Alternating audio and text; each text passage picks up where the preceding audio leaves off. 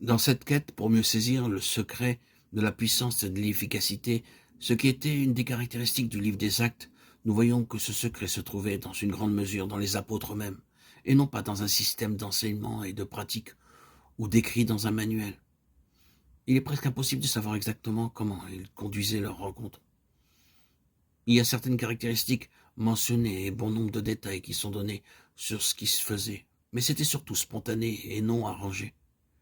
Mais quoi qu'il en soit, il y a assez de choses connues pour pouvoir révolutionner le conformisme actuel et bouleverser beaucoup de nos traditions communes et nos manières de procéder. Par exemple, notre forme actuelle concernant la Sainte Communion ou la table du Seigneur ressemble très peu à la manière de faire du Nouveau Testament, et les réunions de l'Église locale étaient entièrement différentes de nos services d'Église actuels.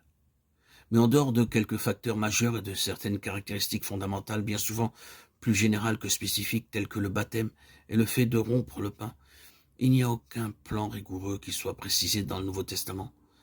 C'est donc un vain espoir de vouloir essayer de constituer les églises du Nouveau Testament parfaites. Mais cela ne signifie pas pour autant qu'il n'y ait pas des principes spirituels bien définis qui produiront la puissance et l'efficacité comme lors de ces premiers temps, s'ils gouvernent réellement. C'est donc pour essayer de découvrir cela que nous nous livrerons à quelques considérations.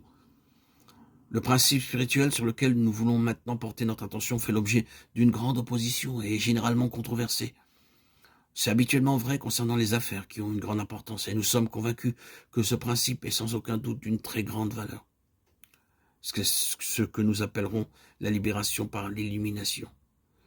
En rapport avec ce principe, nous devons commencer par ce qui est arrivé aux apôtres le jour de la Pentecôte.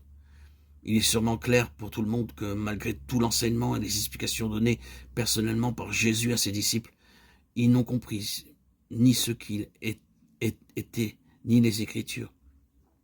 Mais quand il adressa à deux d'entre eux ce qui aurait pu être un discours incomparable, donnant la clé de toutes les Écritures, et commençant par Moïse et par tous les prophètes, il leur expliqua dans toutes les Écritures ce qui le concernait, Luc 24, 27.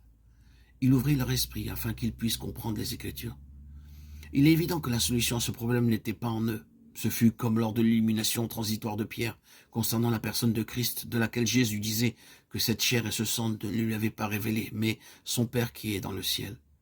L'illumination éphémère n'a pas préservé Pierre de la chose la plus tragique et terrible qu'un homme pouvait faire. Nier de connaître Jésus avec colère et véhémence. Non. Jusqu'à l'ensevelissement de Jésus durant 50 jours, leur Bible était encore pour eux tous un livre fermé. Mais voyons, écoutons ce qui s'est produit le jour de la Pentecôte. Pierre et les 11 jouissaient d'une Bible ouverte. Les Écritures étaient vivantes. Considérons les citations, les remarques et les interprétations qu'ils firent. La Bible était vivante. Elle saisissait les cœurs des hommes et les faisait pleurer. Le livre fermé avait signifié des hommes liés et emprisonnés. Mais l'illumination spirituelle avait produit leur libération. Le Seigneur était libéré par le Saint-Esprit et c'est pourquoi ils étaient des hommes libérés.